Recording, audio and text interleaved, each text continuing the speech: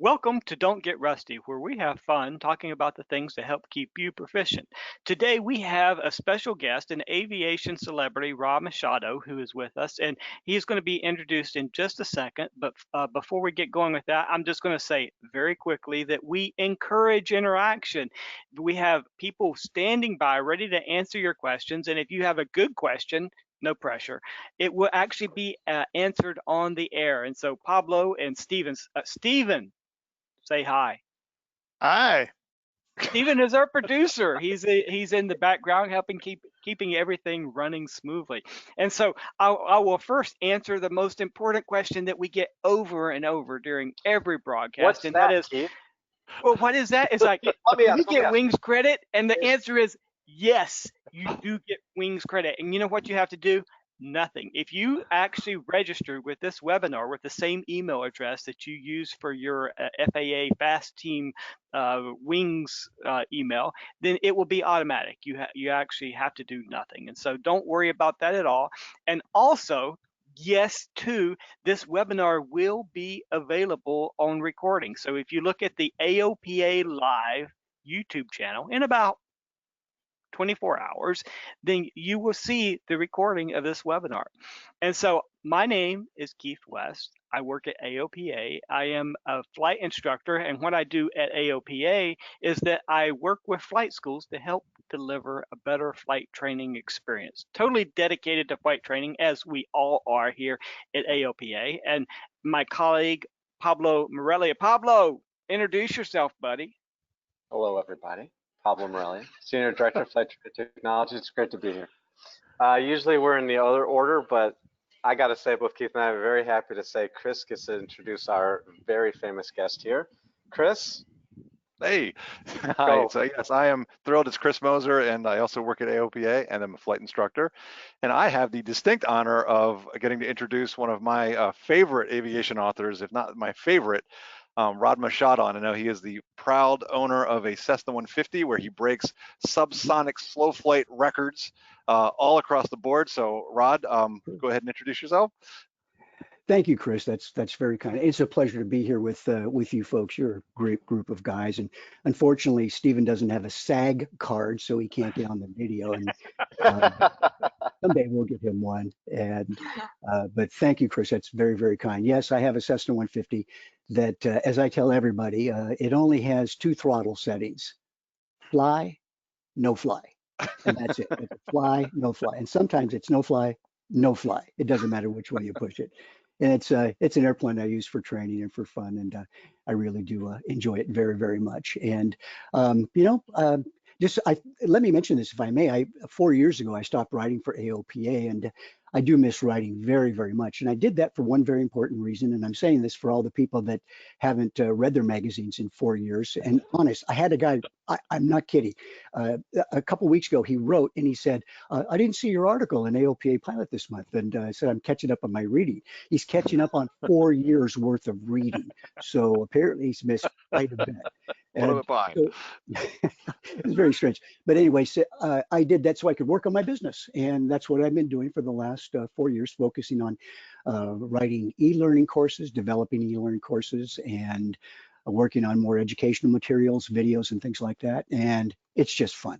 Aviation is just a fun place to be. But I do miss writing for AOPA. It was one of the most enjoyable 18-year experiences I've ever had. So that's it. And you guys are with a great organization too, obviously. So. Well, thanks, Rod. Yeah, we appreciate that, and we certainly miss your writing in the article as well. But I know you've got some amazing stuff. You're going to share some really cool stuff with us today, and I know that I know Keith and I'll be doing our plugs for the awesome books that Rod creates. But also, I know you got some good online content as well, so check it out on YouTube. You're very kind. Thank you. You're very, very kind.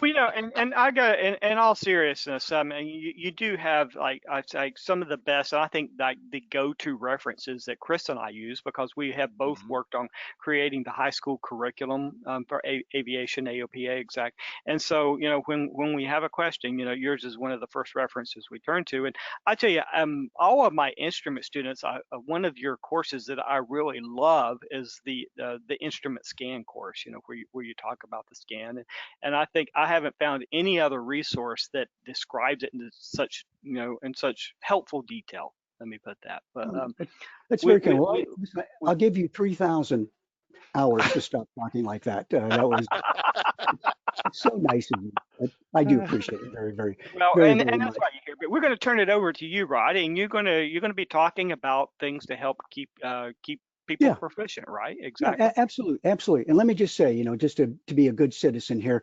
I always wear my mask. I was going to wear it today just in case my computer got a virus, but I decided not to. And it is again, it's a pleasure to be here.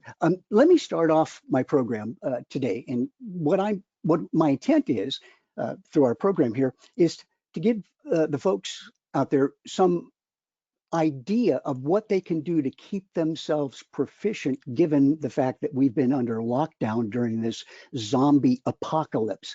And it is I don't know any better way to explain it than that. It's kind of like a zombie apocalypse light with this COVID virus. But so many people can't get back into the airplane until, or if they get back in the airplane, 3, 4, 5, 6 months will pass. So I want to add a little insight as to what the best way is in order to get back into the airplane and perhaps improve your performance without having to spend a whole bunch of money in an airplane, because that can be very expensive trying to regain your skill and proficiency. So we'll discuss that. But let me start off by saying that no matter who you are, and that includes me, and that includes everybody else, in my opinion, we can always benefit by having somebody else look at our performance and critiquing that performance in an honest, reasonable way.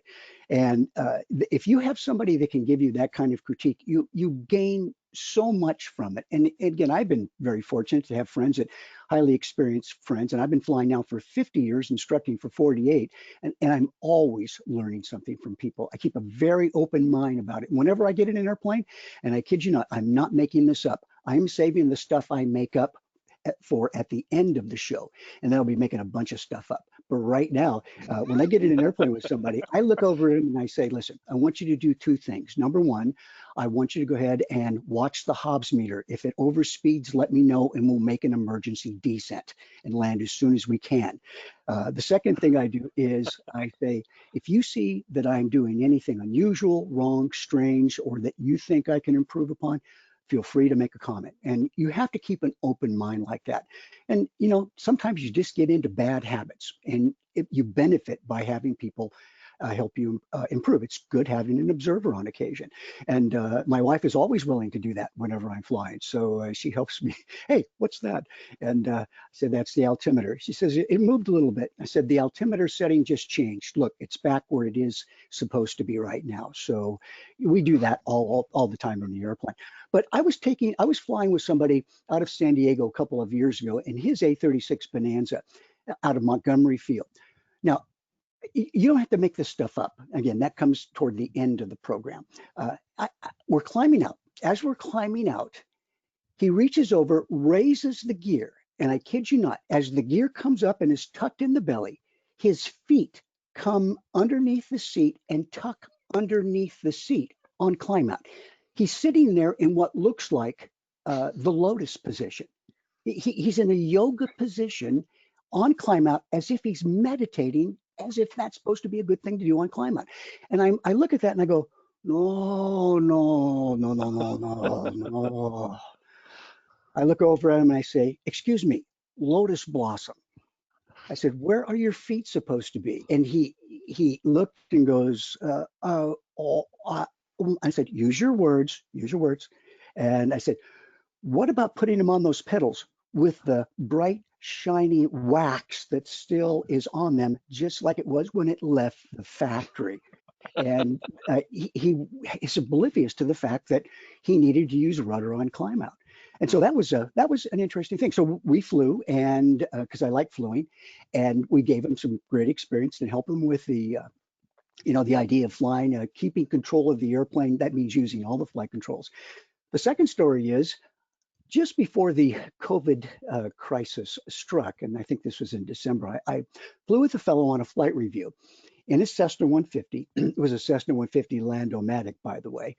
And By the way, that was originally the name for the Cessna 150, in case you are not aware of that. That was in the publication, Cessna 150 Landomatic, until the lawyers got to look at that and looked at it very carefully and realized, there's nothing Landomatic about this airplane. You know, you've got to land it yourself. So we are in the practice area, and I said, Bob, give me a departure stall. We'll call him Bob because that was his name. And so Bob takes the airplane, puts the power in. Now, normally you can do this with 65% power, but it's a Cessna 150, so it doesn't make any difference whether it's full throttle or throttle back. You know, you're not getting 65% power. You are. But anyway, so we come up, as we're coming up to do the departure stall, he establishes the attitude. Folks, I see that ball moving to the right. And that little ball in the inclinometer is moving to the right. I'm feeling it on my rear end. Airplane wants to yaw to the left. He's taking the controls, turning the controls to the right. And I'm going, no, no, no, no, no, no, no. And I go, here we go. So I tighten my seatbelt, shoulder harness, pull my seatbelt tight.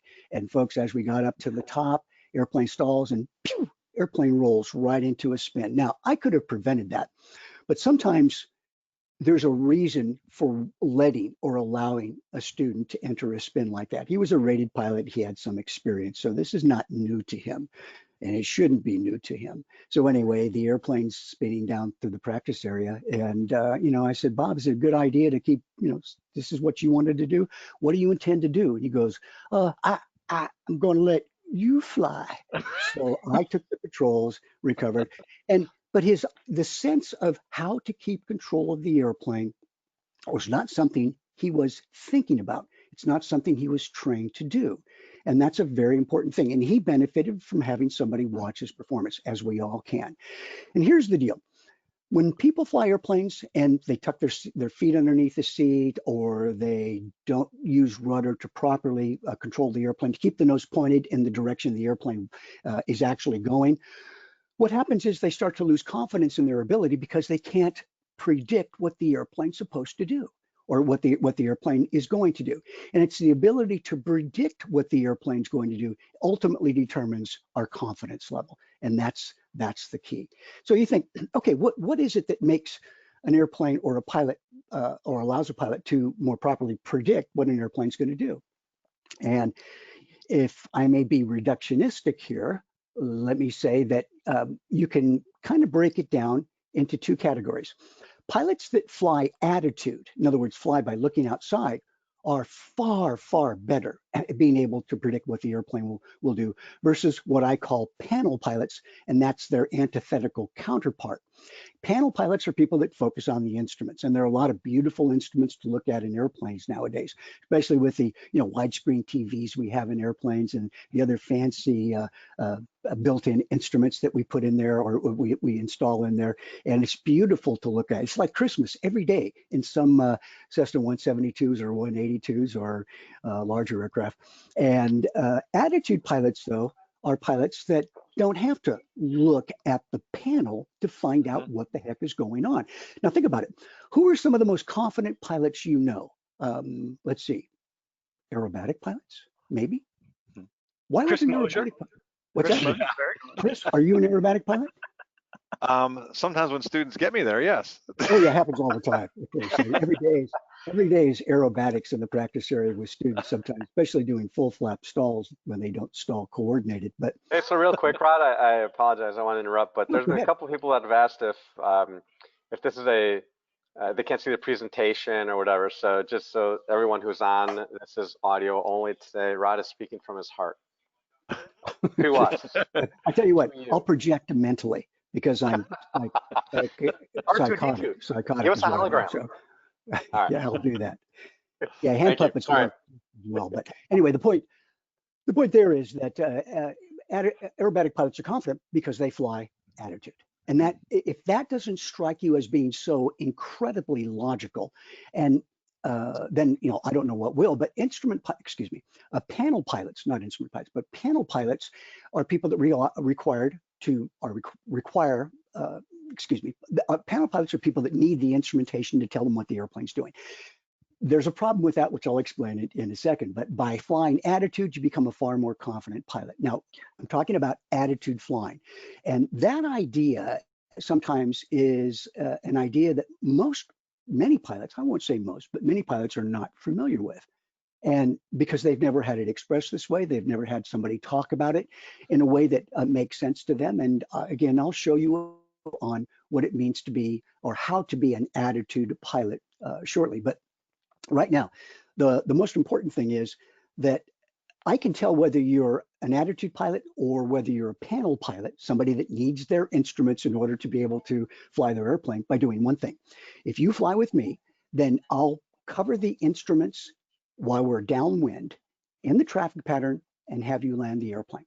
And if you can land the airplane with some degree of aplomb, poise, and confidence, without yelling, screaming, asking what the number for 911 is, and doing all kind of crazy gyrations there, then I know you're an attitude pilot, because attitude pilots don't need their instruments to fly the airplane. But if, as happened at John Wayne Airport, AKA Orange County, this happened 25 years ago, a guy in a Comanche 250 turned downwind.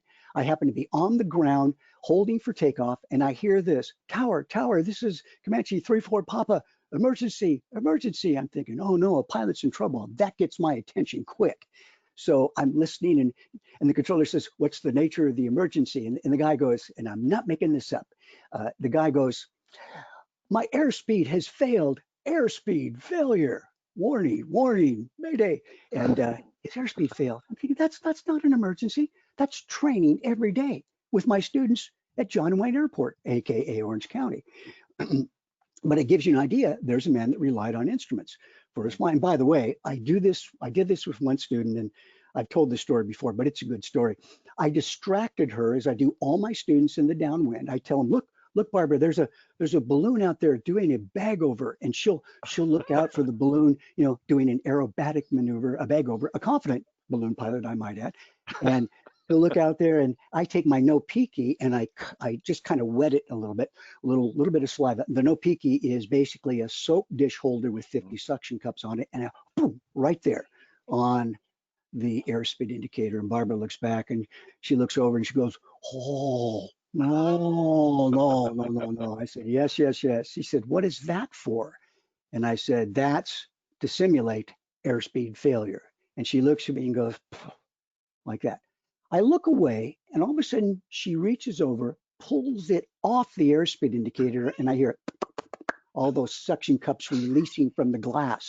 I look back, she's holding it up, looking at me, giving me the, that evil eye. And I said, what did you do that for? She said, I simulated fixing it. So that is what you got to be careful about whenever you're flying with students, because they do things like that. And anyway, I have to say that the FAA is partially responsible for, and several major universities, for promoting this idea of emphasis on instruments. Now, again, I'm not anti-FAA or any major aviation university. Of course, I'm a big supporter of both of those groups whenever they do things right. I'm not a fan of bad ideas. And many years ago, I think it was about 15 years ago, in conjunction with a major university, there was a move afoot to create the combination private and instrument rating.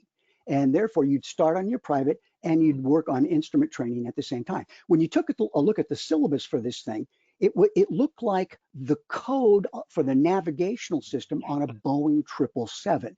It was insane. But on the 6th lesson, right there in the syllabus, if you could find it between the other lines of code, you would actually see fly ILS approach. And so you'd start on an ILS approach on the 6th lesson. And I'm thinking that's amazing. That is a bad idea. That's like opening a restaurant and naming it Hitler's Fish and Chips. Who would eat there? No one would. I mean, it's just a bad name to name a restaurant. Bad idea. This was a bad idea.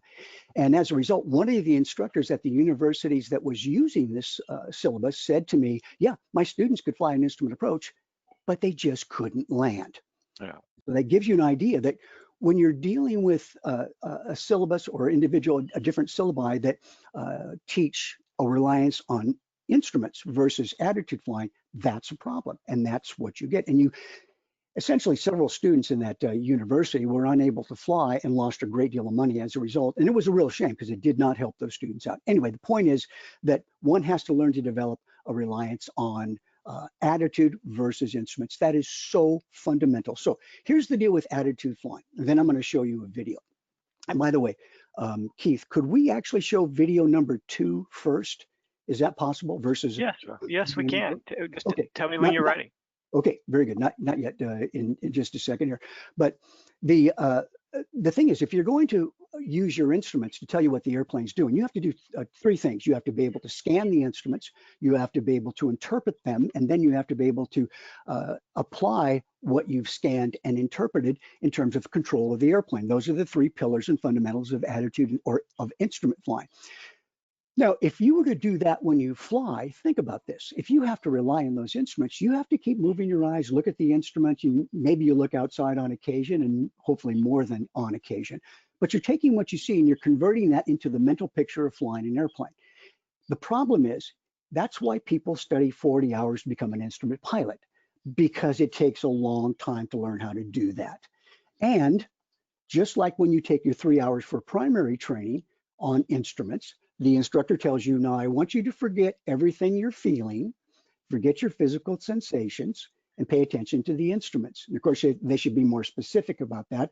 They're not talking about forgetting the sensations of pain, hunger, and loneliness. They're talking about the physical sensations of the seat of your pants and the discombobulation you get from spatial disorientation. So the deal is, it's antithetical to flying attitude. And therefore, then you couple that, by the way, with the FAA's emphasis on integrated flight instruction, which is not where you bus students from one airport to the next. I'm talking about you introduce a maneuver, visually introduce it on instruments, and then introduce it visually again. Sometimes the emphasis is placed on instrument flying rather than visual flying. So students lose focus on that. And therefore, when we wonder why pilots aren't as confident, it's because it's the lack of predictability of what their airplane will do, because they, in a sense, don't know how to get the big picture fast enough. Looking outside gives you the big picture almost immediately. So what does it mean to fly attitude or be an attitude pilot? How do pilots like aerobatic pilots fly attitude? Well, actually pretty simple, because being an attitude pilot involves one little equation. And I'm going to give you a math equation. Is that okay? Is it okay to actually discuss? Yeah, go ahead. Yeah, because math is hard. Five out of four people have trouble with math. I mean, according to the stats. And I was reading USA Today that said, 56% of the people have trouble doing math equations. And I'm thinking, man, imagine that, nearly 20%. That is truly phenomenal. So take some time on that. Some of these are just for me, by the way. So there are only 5 attitudes you have to remember or use when flying attitude, using basic attitude flying concepts. And the equation is attitude plus power equals performance. Now, I want to be very, very careful about this. And would you guys mind if I do a psychological intervention experiment with you? Sure. Go ahead. I mind. Excellent, Pablo. I knew you volunteered. Take your finger and put it in one ear underneath your earpiece right there. Can you just do that? Yeah, go ahead, Pablo. Take your time on that. And no, like this? Yes, exactly. Thank you very much. Because what I'm about to say is so important, I don't want it to go in one ear and out the other. So take your finger out now. There are people from my last webinar with their finger still in their ear, so you could take it out. So the deal is that it's attitude plus power, not attitude plus throttle position. That is very important, because full throttle, especially in my Cessna 150 Landomatic, doesn't always mean you're getting full power, full producible power if you're at 10,000 feet, an altitude 150 is never seen. So attitude plus power equals performance. That is the key. So let's go ahead, Keith, if we can, and roll video number 2. It does have sound on it, so if we can turn that up. Okay, and remember, boys, we're going to go mute as soon as I roll it. So here we go.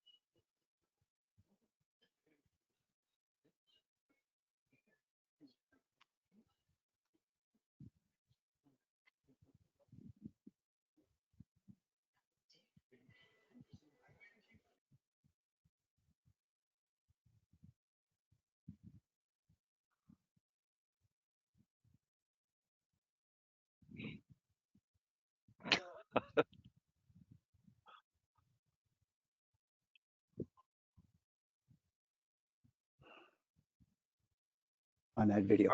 All right. Yes, Well, Pablo. yeah. Go ahead, I Rod. was going to say you are on Wait. mute. Sorry about that. Well, let me. Is Rod on move? Okay. When I learned to fly in the early '80s, that's one of the things we got. It was power plus attitude equals performance. And quite honestly, it took me 20 years to understand that. But Keith, what do you think the issue was with that? And in other words, why did your instructor not emphasize that enough, or did? I don't know. I thought I had a great instructor, but I just think that I was unwilling to actually sit and think about what it actually meant, because you kind of get turned off by mathematical formulas, but until you sit and think, what does this actually mean? Yes. It just didn't sink in deep. No, And, and I think we've gotten away from that now, because I teach that to my students now, but I never hear that practically in any other context. No, it's very rare to hear at the airport, and I run in those circles where you instructors know those things, but they don't emphasize that. It's always on takeoff. First thing you do is you pitch up and look at the airspeed indicator to get the attitude that you want, but you shouldn't have to do that. Again, with those 5 attitudes, when you pitch up, for example, on the takeoff, apply power and you sense. This is what I do. I apply power, look at the instruments to make sure that they're all in the green and where they should be. Then I look right and left to make sure nothing's coming off the airplane. And when I say nothing's coming off the airplane, I'm talking about fuel streaming out of the right tank of the airplane, which I've had happen when I trusted a gas boy many years ago excuse me, human fuel resource manager to make sure that there was the gas caps were on properly. And I've had, let's see, I've seen the pager fall off it was on the nose of the airplane, my pager, and it fell, because as I'm looking to the right, I see my pager falling down, and I left it on the nose of the airplane. Fortunately, it landed on the center line, and for 2 weeks it rested there, and it wasn't damaged because it fell on the center line. And then I finally got it back. And so you accelerate, you feel the acceleration. If you don't feel it, you pull the throttle back and you stop the takeoff. Simple as that. You have to sense how fast your airplane's accelerating, whether it's normal. And then when the airplane feels like it's ready to fly, and you can take a quick glance at the airspeed, it should be somewhere up approaching the green, beginning of the green arc. You rotate and you look at the attitude and you place it in the attitude, and then you get the attitude you want for acceleration, climb attitude, and then trim. It's attitude, power, and trim for every maneuver that you make. And if a pilot were to think on every maneuver he or she makes that when going from one attitude to the next, climb to a bank, to a turn, to a descent, climbing turn, descending turn, attitude, power, and trim, then you put yourself in a position where you are always looking outside. You never have to look at the instruments to confirm what the airplane is doing. That is such a confidence building exercise.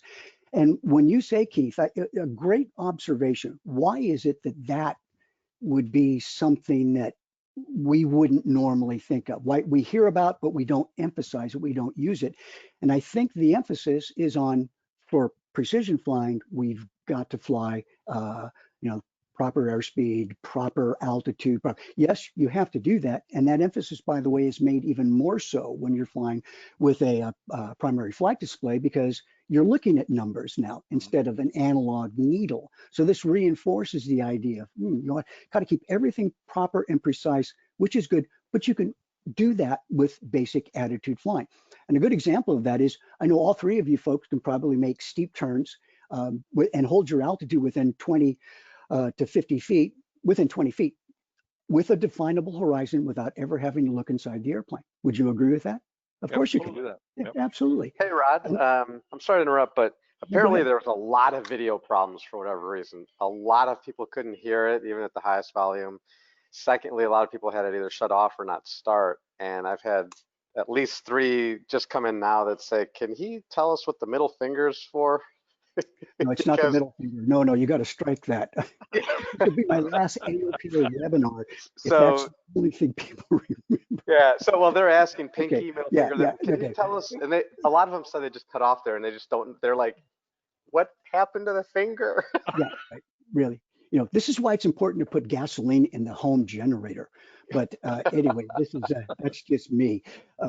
This is the best angle of climb, best rate of climb, cruise, best glide speed, and approach. right here. These are the attitudes.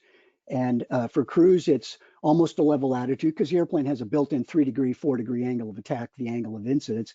And this is the attitude right here for best glide, where the chord line is almost level with the horizon. And but remember, the chord line is level with the horizon because it has a 4-degree, 3 to 4 degree angle of attack, angle above the nose down attitude here. So you point the nose down for best glide, and that the wings are almost perfectly level with the horizon. Excuse me, the chord line is almost perfectly level with the horizon. And when you put flaps in, that's typically the attitude for your approach attitude with some degrees of flaps in. I did have a guy come up at the seminar one time, and he actually did this. He only had 2 fingers. He said, you know, I mean, I felt bad for the guy. He only had 2 fingers, but at least he had 2.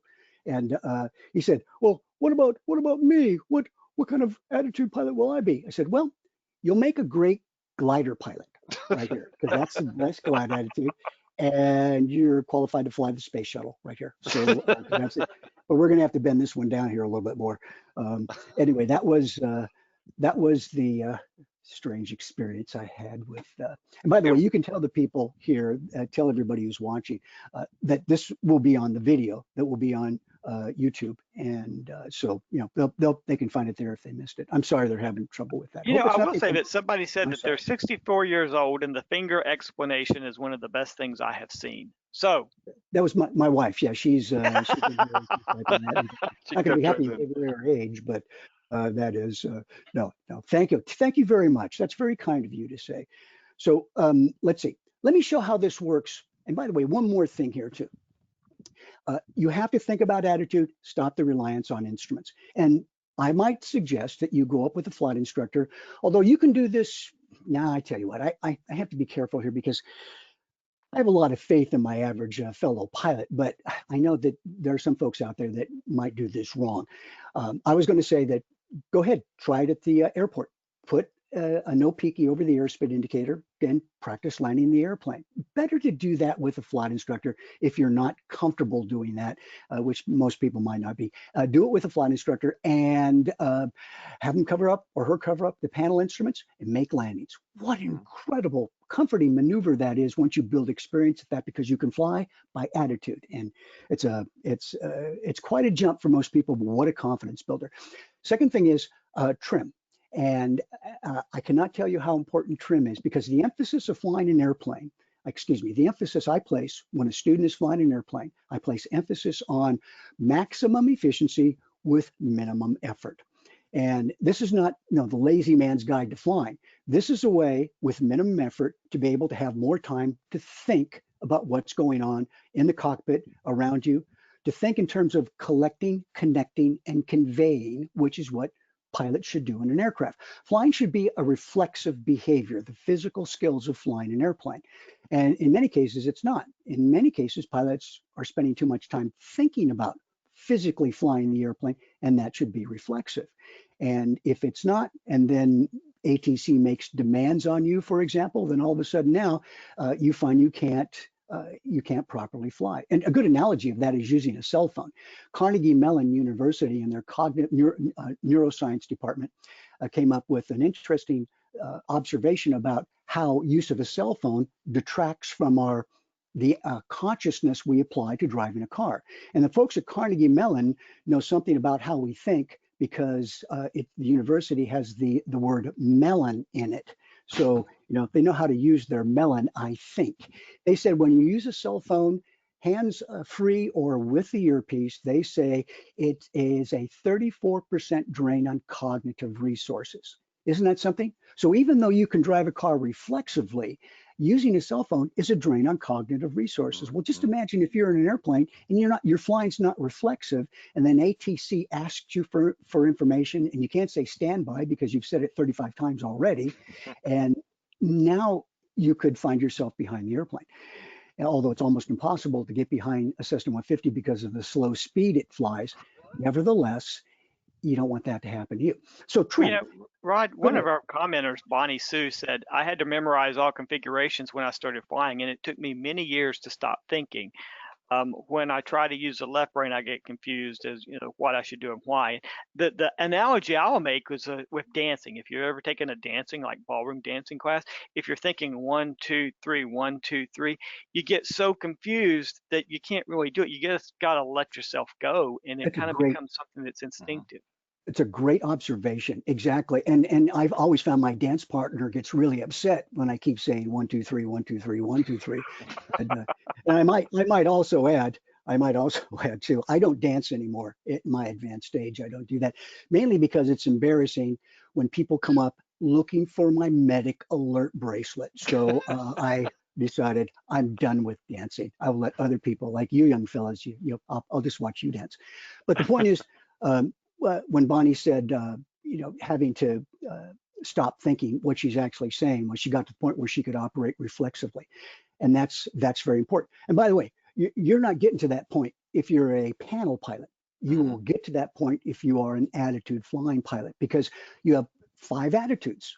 I mean, there are only 5 basic configurations plus the power and the trim configuration. By the way, what most people don't realize is you don't even have to look at the tachometer as an example. If you put the airplane into climb, attitude, power, your ears will tell you whether you have enough power or not, or whether you're getting the initial power to establish the initial climb. So we don't rely on that sense, but that's an attitude flying sense, and therefore something you want to develop So too. Rod, But when yeah, I take my students up early stage, I tell them, look, there's only 3 things that you have to worry about on this flight. 1 is controlling the attitude. 2 is always be trimming, and 3 is scan. Don't focus on one thing. And so well, because I believe that cognitive load that what you're talking about, people only have a certain amount of information that they can take in, and so you just have to limit, what you're focusing on is my belief. What do you I tell you, you are now my new best friend. Really, I'm calling Buzz Aldrin and telling him he's number 2 now. Really, because he Chris, was he number didn't 1. mean that. Don't take it personal. take that, Chris? Oh, Yeah. Good, Chris. I'm going to elevate you back up to number 1 as soon as I'm done stroking Chris or Keith here. But but the deal of limited bandwidth is such a fascinating concept because there was a wonderful book written called The Fire Within, and oh my gosh, it's not back here. These are all rental books anyway. I got to go back to the library in about an hour. But it was a wonderful book, and the gentleman who wrote it said that ultimately, when you look at the bandwidth of human consciousness, we can remember 7 bits of information at one time. In other words, that was a an observation made by a psychologist many, many years ago that 7 to 9 bits of information is what we can recall in short-term memory. When you convert that to binary digits, 0 and 1, that's basically 2.3 bits of information. In other words, 2 to the 3rd power bits of information. 2 to the 0.8 power, excuse me. So basically it's 7 bits of information. The bandwidth is so small in human consciousness that it's easy to get overloaded. And when people talk about, hey, I'm multitask. No, you don't. One of the biggest misconceptions in all of aviation is multitasking in the sense of dividing consciousness as a pie. 100% of the pie goes here and another 100% can go here. No, a slice goes here and a bigger slice may go there, but your time sharing is what you're doing. There is no sharing of equal amounts of consciousness in that in that case. And so consequently, it's easy to get overloaded, which is why the word standby is such a powerful word here in So Rob, aviation. we have just a handful of minutes here before we go to taking questions. Did you want to roll another video? I mean, I'm really eager to see the one on trim. If you Yeah, exactly. I'm having so much fun with you folks. It's amazing. I could talk to you guys all day. Oh, I mean, everybody else who's listening too, but it's amazing. Let's do this. Let me show you what I do in the traffic pattern. We're going to play 2 more videos here. okay. Let's run the video number 1, trimming for hands-off flying. This is me in the Orange County traffic pattern, and I want to show you how valuable trim is. And I want you to watch how I use the trim when I turn base, because I don't mess around with the trim. I move the trim in a very aggressive manner. Go ahead. You know what? This is interesting because I pulled up number. Let me try that again because it says it's not can't be viewed on your device. and it's Oh, in the same for me. okay. Well, we must have a problem with that video. So sorry, Rod. We're going to have to switch Okay. to a different video. We got look for traffic in trim. Okay. Yeah, that's well. Let's play that. Look for traffic and trim, but the look for traffic is an accelerated video that's about 4 times the normal speed. And I want to show you how I look for traffic in the airplane. But go ahead and play it. And there's no sound on this, so I'll talk you through it. Okay. Okay, here you go. And don't forget to unmute. And what's happening here is, remember, this video is sped up about 5 times, and I'm looking for traffic. This is the way that I teach my students to look for traffic. Look, turn crosswind and lower the nose right there. See if anybody's coming in on the 45, and I'm turning downwind here. And attitude is established for climb. That's the attitude for level flight at 90 knots, or it's actually 80 knots downwind. And see how I'm watching for traffic. And I don't show this to be like the kamikaze pilot, the guy who has to do all his bragging ahead of time. I'm showing you this because I have a big yellow streak down my back when it comes to a collision avoidance. And I make sure I watch that trim right there. And there's the attitude for base. And that's the attitude for now 70 knots. I turn final, and then I'm going to slow it down to 65 knots. And I'm going to retrim. And this is going to take me right down to the runway. Now, the other video was right down to touchdown. But anyway, so the point there is that attitude is great, but you got to maintain the attitude that you choose. You have to use trim. Don't use trim in a wimpy manner. Trim the airplane so that the force that you feel on the airplane, on the yoke, almost disappears. It has to almost disappear because of some effect known as Weber's law, which it basically says when the force gets down to a little amount, then detecting changes in that smaller amount is far, far more difficult to do. So get rid of all the force at one time, and then trim the final trim by watching to keep the attitude where you want. It should only take 4 twists of the trim wheel to accomplish that. So that's the way that works. And by the way, let me also say this before I forget it. Number one, you get wings credit for this program, all right? And that's not Buffalo Wings credit at Wendy's. And I want to make sure that's clear, because some people are going to try to claim wings credit at Wendy's and ask for Buffalo Wings. Not going to happen this time. And not yet. Maybe AOPA will work out something like that. Some deal, yeah. Also, number 2, the letters AOPA. AO, capital letters, AOPA. If you go to rodmachado.com, anybody watching this, all AOPA members for the next 3 days, get a 25% discount on anything in my store, anything there. Oh, that is awesome. That's awesome, yeah. Thank you. This is news to us. Excellent. That's great. Capital letters, AOPA. That's the discount code for the next 3 days. How do we remember that? I remember that. See, I recommend you wear your shirt. That would be my first recommendation. Thank you. I know you have an AOPA tattoo on your chest underneath there, right next to the ship, right? You got to. Yeah, it's not on his chest. Hey, Rod. One thing I wanted to throw in too is that I know for me, like Keith, I didn't really get down this idea of attitude flying. I think I'm thinking back, it was during my CFI training. I finally got a CFI that noticed that I was flying looking at the instruments, and he covered up all the instruments on me and forced me to learn how to fly steep turns and everything else. And at first it was like nerve-wracking for me, but then what I realized very quickly with him showing me all that, it was way easier to fly that way. And so now I make a point when I'm working with my students, right away I watch them, and it's like, and a lot of times the ones that fly flight sims, you can tell I cover all the stuff up and I teach them that. And so what I wanted to say was that for the folks out there that may not know how to do it, here I was, I already have my commercial certificate and still didn't know how to do it. That there's no shame in this. But it is freeing, and I think it does free up some of that cognitive load, because it is. I don't have to look at the airspeed indicator. I can look at the pitch attitude. I know what it should be. I can listen to the throttle. I know where that should be. I know exactly what it sounds like when I pull it back to 2100 now, like on going on a downwind. Exactly. So exactly. So just that thought of that this is very possible, and it will make it easier, and it's just, you guys got to learn how to trust those pictures and learn them. Well, and I got to tell you, your flight instructor, that flight instructor, sorry, Keith, he's now my new best friend. And so he's number 3. Chris is number 2, and he's going to be number 1 once I'm done. Oh gosh, By the way, Sliding rank. you're so by the mercurial. way, all that is right in here. Okay, it's all those things are right in here with I'll this book on how to I'll fly. tell you and seriously, so, I was researching for the webinar I did on landings, and I wanted that book, and I didn't have enough time to wait for it to come by mail, so I got it PDF. But I'm going to go and use that AOPA code that you give, so I can get the hard copy. oh, talk to me after the seminar before you do that, okay?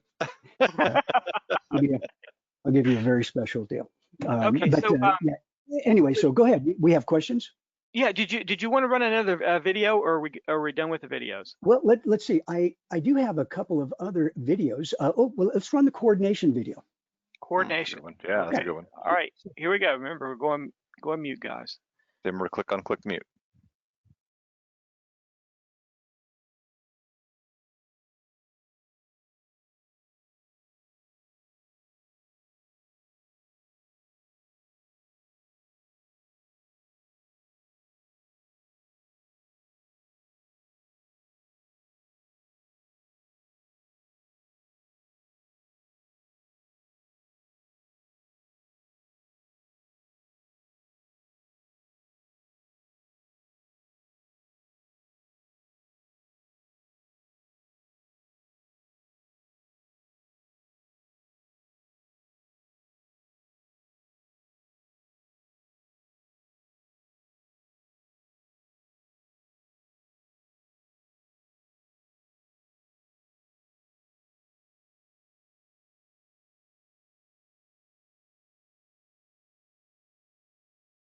All right. And that gives you an idea, as a complement to attitude flying, is that we can actually turn coordinated without having to look at the inclinometer. And that's how you do it for entering and exiting turns. This is what they mean by flying by the seat of your pants. Assuming you guys wear pants when you fly, I recommend it. And especially on your check ride. So Well, one of the questions that we got that I recall was that somebody asking how they can learn to better use the rudder, how to do this coordination. And speaking of myself, I mean, I learned to fly in Pipers, and we really didn't require a lot of rudder input. And then I flew in the Navy jets, and so honestly, jets are easier to fly. You can fly with basically your feet on the deck. And so I honestly did not learn how to control the rudder until I learned to fly in a plane that required it, the light sport aircraft, because they get yes. so twisty that you have to use the rudder. And the other day I was flying with a fairly new commercial student, and he's like, well, and I said, more rudder. And how do you know that? I said, because it's irritating when you don't have the rudder. And Right. if you learn to build that sense. So I don't know if you have any comments on that. Yeah, I do. And that's exactly what the inclinometer's purpose is. Ultimately, it's a biofeedback mechanism. When the ball's out to the right, you should feel pressure on the right side of your derriere. And the more deflected the ball is to the right, the more pressure you should feel on your derriere. And thus you learn to correlate that as a means of determining whether you are flying coordinated or not. And that's why flight instructors are always saying 3 things: more right rudder, let go, I've got it, and do you want to pay me now? That's half of the flight instructor program in most flight schools. You got to be able to say that with authority and intensity. But yet ultimately, you can do so much, you can make so much of your flyings. You can do attitude flying to such a degree, you don't even need to look at the inclinometer. And even if you had a poor sense of derriere feel, you could still fly coordinated by looking outside. So to a degree, for entering and exiting turns primarily, but yes.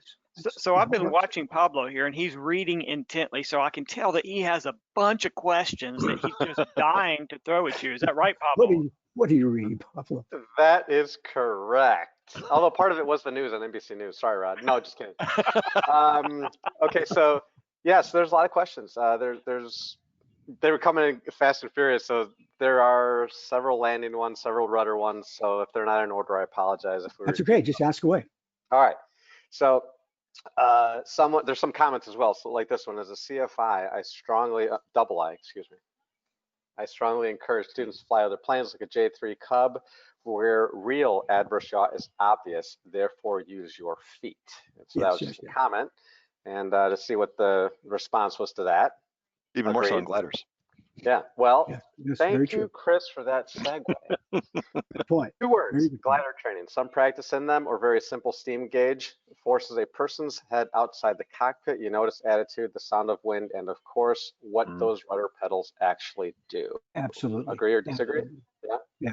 Now, what I mean, is that the best way though? I mean, like, I don't have a glider. I think there's a glider club near me, but is that just one of the best ways you guys see, or is it the recommended way, or do you guys think simulators and other stuff as well? Listen, I learned to fly in tail draggers, and I'm a super big fan of tail draggers. Piper Cub requires a lot of rudder usage, but for that matter, almost any tail dragger does. So, but more so Piper Cub, and probably one airplane that doesn't require much rudder usage would be the original Cherokee 140, which Fred Wick equipped with a rudder and aileron interconnect springs, and the intent was not to use to keep people from using rudders. That was the intent for that, was to allow a pilot to basically relax his feet in cruise with a moderate application of aileron for a turn.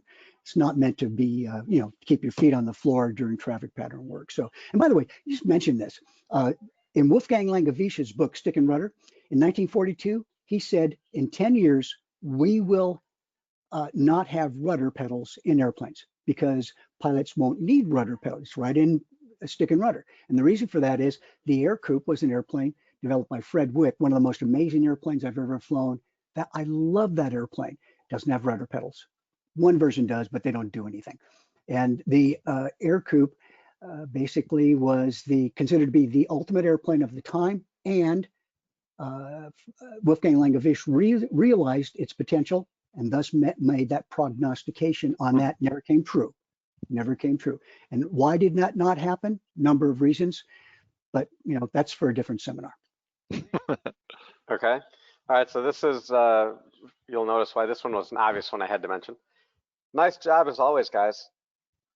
Got to drop off now. Call with Kevin C in 18 minutes. You're not supposed to type in yourself, though. This guy, his name is George Brown, and he says, give my best to Rod. I had the pleasure of contributing a sidebar in his light sport book. So, what's his name? George Brown. Yes, of course. Yeah, so I wanted to point that one out. Very nice. So returning to flying after 3 months off has been interesting. Oddly, landing seemed to be the hardest part. What advice would Rod offer to get back to acing those landings? Yeah, here's my advice. Getting back to landings typically means that most people, when they approach and they've been away from flying for a while, to them, airspeed is life. And what that means is the more of it, the more life you have. And that's not quite correct. That's a misconception. That's like believing that the Iron Age was a time when people wore neatly pressed clothing. That's just not true.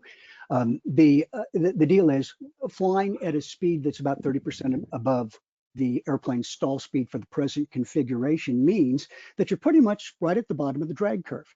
And what that means is that as you increase the angle of attack for flare, the induced drag increases, and therefore the airplane doesn't want to float, and therefore probably bounce, and so on. The airplane just starts to decelerate. Number two, I have 2 videos on YouTube under Rod Machado. One is called The Runway Expansion Effect, and the other one is called Knowing Where to Look When You Flare. And this was an observation I made about 10 years ago. It just blew me away. It's basically because I'm lighter now than I was 10 years ago, by stroke of luck. And what I find is that as I've gotten older, my peripheral vision has decreased. I used to have wonderful peripheral vision. Now it's kind of like this. I don't get much visual acuity beyond this area right here.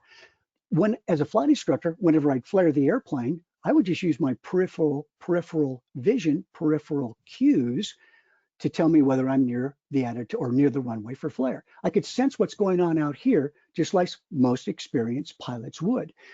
So I've gotten older, I can't do that. What I had to do was revert back to what I teach students to do when they first start landing. And that is look to the left of the nose of the airplane, to the left of the cowling, to the right of the window stub, and right where I can see the horizon, and I can see the runway. So I see the runway and the horizon up here. I get both of things that I need. And that way I can sense runway depth perception, closure rate, and attitude. And because I was starting to land hard, for lack of a better phrase.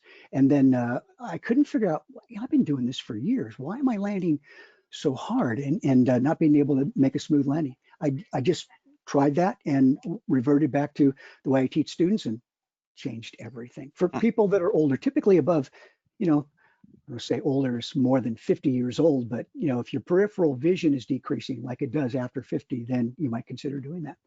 And look at the videos on YouTube, though. That's a very important thing. 2 of those videos under Rod Machado. Excellent. So we're now at about an hour in, and some people get upset that if we run over an hour, and we don't run over an hour, but we're going to stay here and answer questions for as long as people have questions, honestly, that we're interested in. And let me say, you join us, please, for our next Don't Get Rusty, which will be September 10th. As always, at noon Eastern. And the topic which I will be presenting on is 60 seconds to a perfect landing. I mean, how is that for a promise, right? We're promising you a perfect landing. So we want to see you in a month, okay? But don't go away. We're going to stay here with Rod and answer questions for some time longer. And so I imagine, Pablo, do you have the next question? I do. And I think just to promote that, Keith, is I think we're going to take about, what's our X factor? I think it's 10 minutes per second. So in an hour, we'll tell you how to do a 60-second landing. Excellent. Yeah. If you only got one thing, you want to stretch that out, which is pretty much my strategy. It's not going to work. Okay, so Mariana, a 16-year-old flight student says, I'm 16, flight student, hi Rod, at SUT in North Carolina. I'm struggling with landing a lot, bold. I've been flying since I was 12 and still having issues. I'm in a Cessna 152. Any tips on how landing can be easier? I'm also taking your class from NDCDE. I love it. Okay, yeah, and his name was what? I didn't get the name. This was Mariana. Mariana, yes. Okay, consider this by way of explanation or by way of short story. When Fred Wick created the Air Coupe, it doesn't have rudder pedals. You land in a crab configuration. It has spring gear. If you're landing in a crab configuration because of crosswind, the spring gear straightens the airplane out. So you just fly it down in the crab, touch down on the runway, the airplane will straighten out and you lower the nose. All right, think about this. No rudder pedals, just yoke and throttle. That's it. And it has brakes, of course.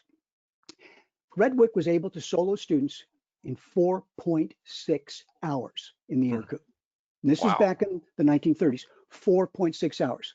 And again, by example, I taught somebody to fly in the Air Coupe. Actually, I've worked with several people in the Air Coupe, but I taught one person, ab initio, no experience in aviation whatsoever. But he was an ex-Green Beret, so he's always cool no matter what. You couldn't phase this guy. But I soloed him in 4.7 hours in the Air Coupe at a tower-controlled airport. So he was familiar with the radio. He knew how to work it and knew it doesn't matter where you point it and things like that. You got to point it toward your mouth. So why? How come it takes 40 hours for some people to learn to land an airplane, and yet Fred Wick, his average was 4.6 hours? And here's the reason.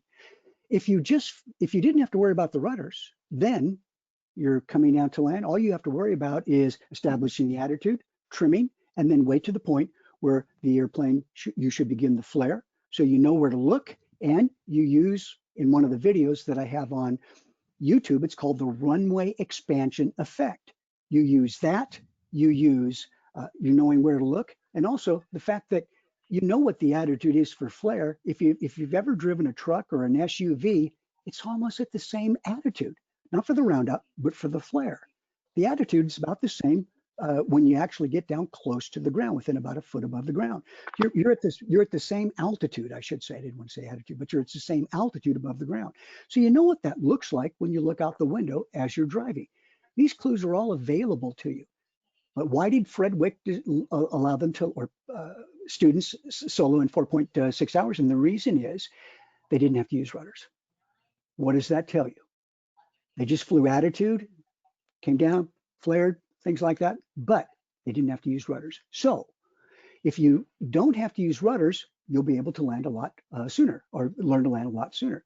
What that means is people who have trouble landing have difficulty maintaining the airplane's attitude, the proper attitude, and its longitudinal, the airplane's longitudinal axis relationship with the runway center line, keeping the airplane nose aligned if there's no crosswind, or keeping it at a slight angle if there is a crosswind. And you need rudders to do that. Ultimately, rudders keep control of the point the nose where it's supposed to go. Ailerons used to keep the wings level. If you don't master rudders before you start landing, or you don't feel good with that, it'll take longer to land. And that's my response to that. Plus Rod, the videos on YouTube. And also, just to throw a tip that I know that you gave me, Rod, is that perhaps it might help her too to do some of the low approaches as well to start getting that longitudinal alignment down. Yes, yes, exactly. I'm sorry. I'm so thoughtful of other people. I was offering you some water here in case you wanted it. I feel like you guys are so close. Thank you. Oh, thank you. I'll have one of those. But yeah, it's really not too difficult in this. I've always been amazed why it takes people so long to land. This is amazing, and it's not because I'm a great instructor. My students don't take long to learn to land. It's just that you have to apply the principles of attitude flying, and you need to learn how to control the airplane right from the get-go. And sometimes it really works to your benefit to go out for an hour with an instructor and just make low approaches along the runway, you know, at 6 feet above the runway height. Let the instructor control the throttle. You keep the airplane where it's supposed to be, nose straight, wings level, or at a crab angle. And, you know, I guess one last thing. When we had what was the Corey Lidall crash with the SR-22, remind me if this was the case. Remember in the Hudson where he made the 180-degree turn, hit the building? Well, we don't normally have experience avoiding things. Keith, you would, because of the aircraft you flew in the military, but we don't have experience avoiding things as we're approaching them in the air. We don't understand closure rates and things like that. And one of the reasons for the Corey crash. Well, in an airplane, you don't have experience with runway closure rates until, of course, you actually get down and start landing, right? And think about this. If you think about it from this perspective, it's amazing we can learn to land based on this observation. One, out of a 6-minute circuit in the traffic pattern, about 15 seconds is spent in the attitude where you're actually approaching the runway and need to flare. That's where that's where the magic happens, but it happens very quickly. And so we make 15 seconds, we make maybe 10 landings in 1 hour, and 10 touch-and-go landings, and then that is 150 seconds, so that's 2.5 minutes in 1 hour of getting experience where it really counts. And then we do that for a couple of hours. I'm amazed that anybody can land anyway, that we learn to land that fast. So get more experience in the environment by flying where, let's say the airplane's 6 feet above the ground, instructor controls the throttle, you keep that airplane exactly where it needs to be, and watch how the control responds so it doesn't have that spook factor that we normally experience when we first start doing landings. All right, so Pablo, what do you have next? Okay, angle of attack indicators have become very fashionable these days. How does this instrument fit into Rod's approach to attitude flying? Oh, you really know how to ask the right questions, Pablo, and whoever that I'm the filter. That's what I'm here for. I'm the filter. I want to be a filter too someday. Being filters is a good job.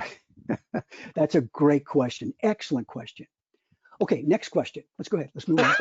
And, here's the answer to your question. I am not a fan of an angle of attack indicator. Not at all. You do not need one in a general aviation airplane. If you want to put one in there, fine, good. More power to you.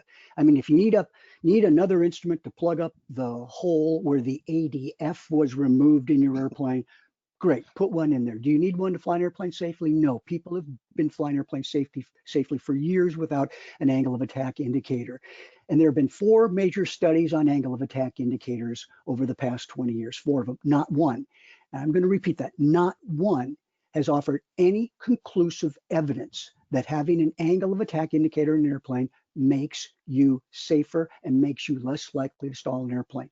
Not one. And the Pegasus study was the last study done, and I think they paid a lot of money for that study, and all due respect to the people that did it, I could only find one salient point in the Pegasus angle of attack study, and that was, as I quote, and I'll read it from memory, we've determined that A pilot using an angle of attack indicator can fly a stabilized approach for the last 20 seconds on final approach. In other words, you can ensure stability of the approach with the angle of attack indicator. Yeah, well, I got news for you. I have 15-hour students that can fly a stabilized approach without using an angle of attack indicator. Angle of attack indicators are, I think we look for the next big thing to keep people safe in an airplane, but you know what? Angle of attack indicators drain your visual resources. And when you are stumped or frightened or distracted by some element of threat, let's say, in an airplane, and you're overshooting the runway and you're trying to look at the runway center line, you're worried about overshooting and something distracts you, you're not looking at the attitude indicator. You're looking at the thing that's scaring you. And this is how people get themselves into stalls, along with a lack of skill in basic rudder usage. And the better source would be to have something that lets you know you're approaching a stall from an audio point of view. In other words, a sound, something that, oh yeah, the stall horn. It would be great if we actually had a stall horn in the airplane that, oh wait, we actually have a stall horn. You know what the FAA said when they did NASA did a study many years ago? NASA said, you can see I get excited about this, right? I try to calm down. NASA said in 75% of the stall spin accidents where airplanes, the pilots have actually survived the stall spin accident, the pilot did not recall the stall horn going on in most, or activating, or the stall light, but it was the stall horn that was referenced here. And you can bet it probably did. I have a comment on that. I mean, I agree with your overall principle, but when AOA indicators first started coming out, I was a fan, and the reason because is flying Navy jets, we flew angle of attack. But there's a huge difference that I realized, and the difference is that the weight of our airplane could be vastly different depending on where you're landing. Yes, yes. AOA works then, but you know, with the planes that we fly, they stall at the same airspeed pretty much within a couple of knots, and so there's no reason for the AOA. You are now my new best friend again. Go to that other guy back on top, Chris. Yeah, you are back on top, because that is so true. It's how much did your Navy jet weigh? Go ahead, say it. I dare you. Don't deny it. Oh, like you know, like 30 some odd thousand pounds. Oh, okay, great. It's got the word thousand in it, and that's the key right there. And the reason that's important is it's hard to sense what an airplane's doing with that much weight. Not in a general aviation airplane. And I would ask pilots this in my seminars. I'd find out who the 747 captains were that were general aviation pilots, and that was the key. And then I asked them, if I were to cover up your airspeed indicator in this airplane, could you fly this airplane? And most of them said yes. They said yes because they had attitude flying skills, and they could still sense the airplane. But let's face it, it's much harder to do in a bigger airplane. General aviation airplanes don't need that. And by the way, your airspeed indicator and based on what you said, Keith, your airspeed indicator in a 1G condition or in less than 45 degree, a 30 degree bank, I'll use that number. Your airspeed indicator is almost a direct representation of what your angle of attack would be, assuming that you made you plotted it out 90 knots at max gross weight. 90 knots is this angle of attack, 80 knots is this angle of attack, and what have you. There's almost a direct relationship there, assuming you're not pulling more than 1G. Pull more than 1G, more than the G's, 1.14 in a 30 degree bank, then that calibration starts to go away. Not only that, but the draw on the elevator control also is a direct relationship to the angle of attack. And by the way, that's why the Air Coupe was an airplane that you couldn't stall. And heavens knows I tried. It couldn't stall because Fred Wick limited the amount of aft draw. And this, by the way, is another reason why, or a reason why students that I've had in the past who were pregnant couldn't stall the airplane. That is a matter of fact, because in the 150, they just couldn't pull it back. And the male analog of that would be is if you have a beer belly, you're probably one of the safest pilots out there found in terms of stalls. So the FAA should advocate drinking beer, eating pizza for all males to reduce the stall potential and decrease your insurance rate too. But I'm sorry, This is what So, happens when I'm left alone without adult supervision. yeah. No, no affront to you, my good friends. No, So, There you we've go. never claimed to be adults or experts. So, at okay, least so that's what I following up on remember. following up on that one, someone just asked, when you talk about pitch or altitude and power, isn't the AOA indicator a better representation of reserve, lift, and attitude when trying to avoid a stall? So what? You know, no, my response is, no, with no disrespect to the, yes. Oh, it's yes, of course, reserve lift. But why is that of any more value in my opinion, since you have to look at it and you should be looking outside when you're making an approach to land? Why is that any more value than the 5 other indications that you're approaching the critical angle of attack? Seat of the pants feel, the sound the airplane makes, uh, the the airspeed indication, the kinesthetic sense of motion, and the feel on the controls. And whether you realize it or not, most airplanes have stick shakers too. Yeah, I'm really stick shakers. That's normally the instructor in the right seat saying, let go, let go. So that's what I mean by stick shaker. Hey, by the way, just as an aside, Rich Stoll's book, Stall Awareness, he made a very interesting point about this. And Rich said a stick shaker is a far more effective stall awareness mechanism than a horn, a light, or an angle of attack indicator. He said it's the best. Well, actually, he didn't say angle of attack indicator. So he said horn or light. And we don't have stick shakers on small airplanes, do we? Maybe someday someone will invent one. And by the way, at the Founders Prize, EAA's Founders Prize 8 years ago, there was a gentleman there who offered a stick shaker that fit on the control column. And when the airplane got close to stall, it would shake the column, which I thought was a novel idea. Simple, easy to use, and a very valuable thing to have in an Hey, airplane. hey, Rod, we have a question here. I'm going to jump in because it's kind of well, it's one of the things we sort of promised. Of course, they say great webinar like always, but it says, what are a good set of maneuvers to perform in the practice area to maintain proficiency if you do not get to fly often? Oh, what a great question. Great question. Excellent question. Next Now, real question. quick, Go ahead. before we continue, real quick, Go ahead, is, Pablo. I yeah, have an thanks. answer for you, by the way, and Uh, it's, go ahead. I've actually got this question a lot again. I think people joined late because there's a lot of people on this one.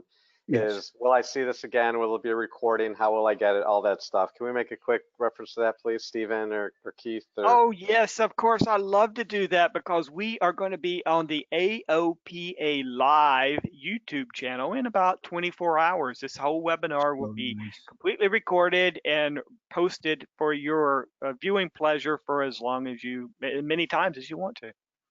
There you go. Thank you. Excellent. And they're going to use the video enhancement on my image there. So that'll be better for everybody involved. Yeah, great question. And here's my answer to that question. There's one maneuver I can have you do, other than flying the traffic pattern, by the way, which is, look, I've been flying for 50 years and teaching for 48. And, you know, I've got all those hours that you get from teaching students 1 hour at a time. And you know what I love to do? I love to go fly the traffic pattern. I love to teach, but I love to fly in the traffic pattern because it's a great assessment of your skills. Get that off here. It's a great assessment of your skills, but it requires an application of all the little things you learn everywhere else. Believe it or not, you do a Shondell in the traffic pattern if you plan it right. Going from crosswind to downwind, you have to lower the nose if you get the altitude right, and lower the nose and roll out at the same time. It's kind of like a combination Shondell and Lazy 8, and I find that interesting because it's a great way to assay or test your skill. But the way I do it in the practice area is this: one maneuver you have to do in practice, and if you do it, you can really test your chops and improve your chops too. And that is start from cruise, go right, pull the power back, carpet, power back, however you have it in your airplane. Slow the airplane down to flight at minimum controllable airspeed. If you don't want to go down to minimum controllable airspeed, because that apparently is an anathema now, according to the FAA, there's no longer a reference to minimum controllable airspeed in the airplane flying handbook, by the way. They got rid of it. And but go down, slow down till you hear the stall horn or see the stall light. You're about 5 to 7 knots above stall. And then add enough power aggressively, but not too aggressively, to hold that attitude and maintain that altitude and then go back in the straight and level flight, doing the same thing, all the while holding altitude. Then try it by adding flaps as you slow down, minimum controllable airspeed, maximum flaps, hold that altitude. And then if you really want to up the ante here, start a turn at a 20-degree bank. Start 10, then go to 20, keep the airplane coordinated, and see if you can hold altitude at minimum controllable airspeed. Man, you've got that throttle all the way in. It's passed through the firewall because you're trying to get as maximum power as you, it's not passed through the firewall. Don't write that down. It is the way to test to see how well you can control the airplane. And then if you want, you can actually start a climb at minimum controllable airspeed, never going to happen in a 150, but you can start a descent, which is my 150 specialty, and you can start the descent at minimum controllable airspeed, go down to an altitude, level out. That is an insanely great way to see how well that you fly the airplane. If you can do that, you've got some serious skill. So that's what I recommend. And, what else, Pablo? We got time for a couple more questions. Yeah, all right, we'll do a couple more here. So I'll go for as long as you like. So okay, I'm giving up cool. eating. I find it to be much more fun being here. So when you were talking about covering up instruments, someone says it's difficult to determine flap speed and gear speed with the airspeed indicator covered. Don't use flaps then, or use flaps. Like in a 150, when you get down to 90 knots, use flaps and then cover up the instruments. Just don't add any more power. Yeah, a good point, a good question, but not something that you need to worry about if you just do it like I said it. Okay. How about nighttime unusual recovery training? Comment. Okay, I'm just reading them the way they're asked, so there's no comments and stuff. It says, how about nighttime unusual recovery training? Comment with little ground visual references. Yeah, well, that's why we wear a view limiting device, right? So day or nighttime doesn't make that much difference. And yeah, you can detect shadows and clues more easily during the day, but I think the unusual attitudes can be practiced during the day and expect the efficacy to apply at night. So that's what I would do. Although I have to say this, the best way to teach somebody unusual attitudes I found, and I was shocked when I first tried this. When we're talking about wearing a view limiting device, right? Goggles or a hood, although you can make the case that the airplane is a view limiting device, especially if you fly 195. Can't see anything out of that airplane. But the deal is that I put the hood on them and then I have them close their eyes. Yep. Just have them fly the airplane. Do you guys do that too? Yep, I've done that too. Yeah, just have them close their eyes and give me a turn, and it's amazing what they end up doing. Yeah, what's amazing is I've had students that were able to fly that way and somehow or another managed to fly with their eyes closed. I'm thinking, how are they doing that? I don't know. Maybe I should make them wear earplugs so they don't get any sensory clues. But anyway, for most students, though, they end up being so discombobulated and they're controlling the airplane, which adds to the confusion when you say, okay, look outside, because what they think's happening is not what's happening. So yeah, I don't know if it makes that much difference at night. Although I do have to say it's a lot spookier at night. And this is why flying or getting in the Barony chair, the FA's Barony chair, is a very, very important thing to do. Have you folks ever ridden in one of those things for FA? Yeah, really? Yeah, I have, and I logged it. So they spin you around and you're supposed to tell, they have you lift up, move your head in a few different directions, and then you look up and you are totally confused. And hopefully you don't stay that way for too long. Yeah. So it's an amazing example. So, okay, but training at night in unusual attitudes is great too. Perfectly fine and do it. Okay. All right, Pablo, next. What is the definition of stabilized approach? Yeah, it's a very good question. And basically it's an approach where the airspeed, the descent rate, and the airplane's trajectory remain within specified limits. Now, for large multi-engine airplanes, the FAA says 500 feet per minute. The plus or minus, I think, 5 knots on the, or 10 knots on the airspeed indication. And so I'm not sure they offer a specific number for small airplanes in terms of stabilized approaches, but those 3 things, altitude, airspeed, and trajectory, are constant and don't change to any great degree. That's what it would mean. And unless you folks add to that, help me out here, because I don't think they have any specific definition for general aviation airplanes. I do know they offer that. Individual companies offer that specifically for their airlines, and it varies. It's not all the same. But I will say this: if an airplane, if I had that video to show, I would show you what a stabilized approach is. That the attitude is set on final approach. The airplane's lined up with the runway, and very, very little is changing. Even in extreme, excuse me, let me watch my words here properly.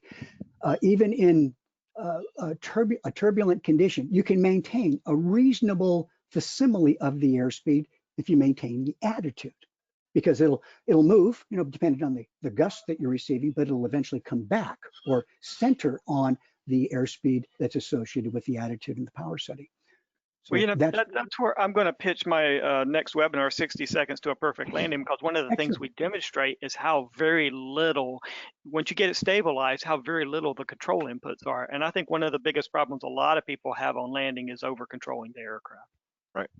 Yeah, that's very true. And this is where the Weber's law comes into effect too, because if you have a Tibetan death grip on the controls, and forgetting that you may be using the Tibetan death chants, then you have no sense of how much you're actually pulling on the control. Keeping a lighter grip on the controls is important. I don't use 2 fingers because that means fewer sensory inputs. There you go. There we go. I don't use 2 fingers. And can somebody make my screen wider? And with 2 fingers, there's limited sensory input. When you put all your fingers, there's more sensory input because you have more nerves connected to the yoke. You just can't squeeze hard, because then you lose the ability to, from a tactile point of view, to measure how much pressure you're applying. So that's important. Light grip, full grip, and that also helps with the. And one of the keys, I think, that too, is it's like that key of getting it set up early, because if you're behind on the downwind when you're pulling the power and base, then it just makes the final more difficult. And then getting that light touch with trimming it and everything is critical. And it's like learning how to trim and let go. And in fact, I know one thing I learned that I share with my students too early on is that if the airplane's doing something weird, relax what you're doing, because it's probably you. Yes. It's like usually the airplane just wants to fly. And so learning that, get that light touch. Because the airplane knows how to fly, basically. Yep. It was built to fly. And by the way, Keith, can you, it's a good point, very, very good point, Chris. Keith, can you allow me to screen share for a second to show that one video? Sure. Because I think it's very instructive. This is a stabilized approach, if you can do it. Okay, we can try that. Let's see, sharing, audience, webcam, attendees. Change presenter. Okay, here we go. All right, Rod, it's coming to you. Okay, let's see what we have here. You should get an indication, and then you have to accept it. Okay, show my screen. All righty, stand by. Okay, I will. I just need to get this. Okay, good. I got this set up. Show my screen. All righty, show your screen. Can you see my screen? Yes. Yes, we can. You see it? Okay, this is the this is on downwind. This will be the turn to base here. Okay, and there's no sound on this, so turn that down. Okay, well, look at that. Looking for traffic before I turn. What a concept. Actually, we're just seeing your desktop right now, Rod. If you. Oh, okay. So is it over here? Is that? There it is. There you go. Yeah, make that big. Then let me go ahead and turn this back here. Okay, here we go. And it's actually bigger than in the real airplane. That's amazing. And here's the turn to base. Now, again, look, everything's predicted. I know exactly what I'm going to do. I'm turning base. The power's brought back to flight idle. And I know that scares some people, but power off landings should be all the rage, but they're not.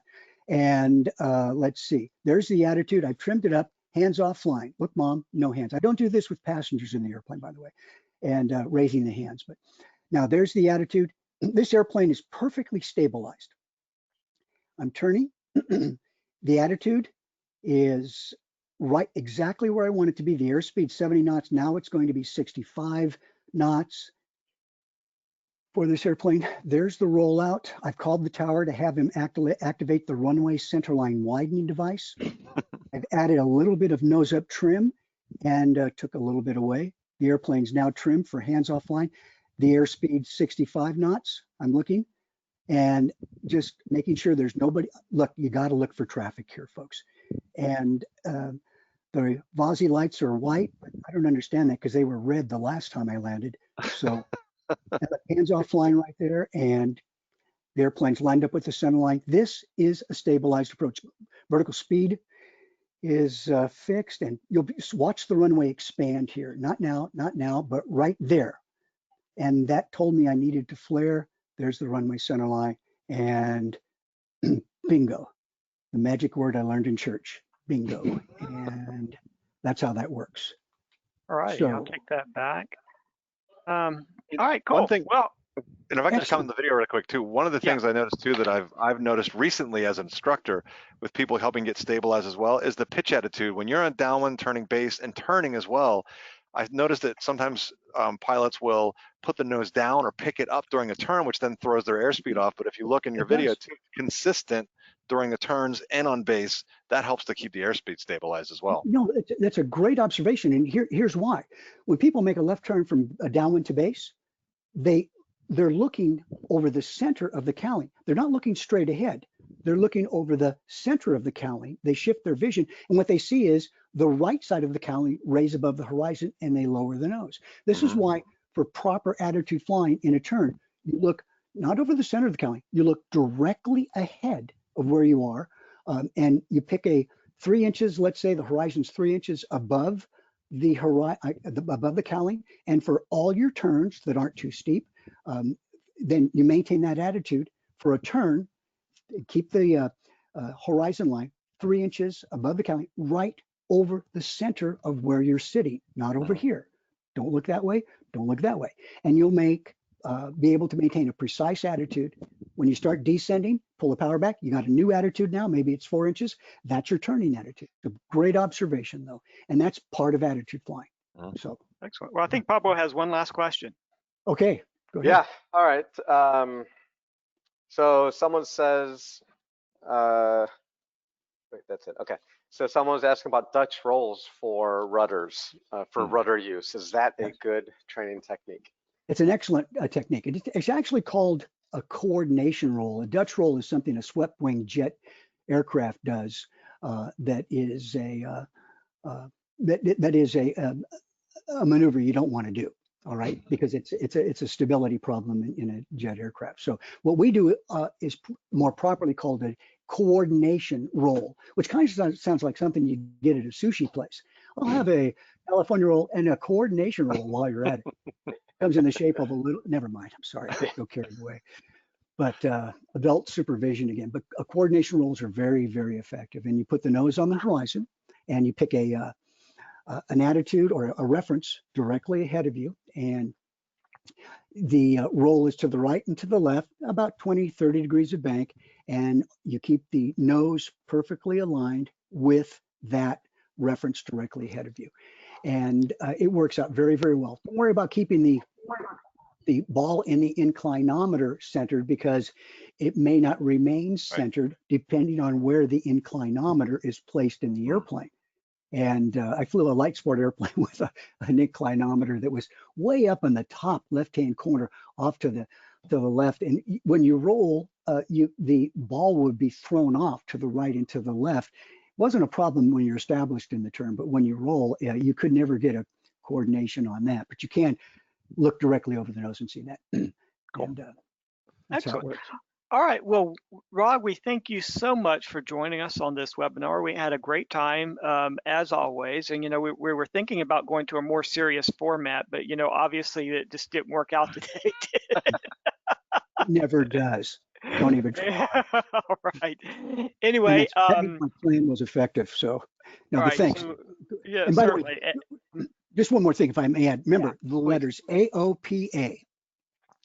AOPA, obviously, though that is the code for the discount of 25% off anything on my website for the next 3 days. AOPA. Go to put the product in your cart, go to checkout, put AOPA in the discount window. It's 25% discount on anything that I have in the store. And I'm getting pretty hungry too, so I'm gonna have to go to a good something to eat. We thank you. We thank you for that. Yeah, and if you want to see the recording, it's going to be on the AOPA live YouTube channel within about 24 hours. So, Stephen, nice. if you would jump in and end the webinar for us, we'll call it a day. Goodbye, everyone. And you, thanks you everybody. guys for being such a great Thank you, Rod. host. And you kicked Pablo off, but he deserved it. So Who knows what you folks are just wonderful folks. AOPA should be proud to have you. It's just a real pleasure working with you. And thank you, Rod. Thank you.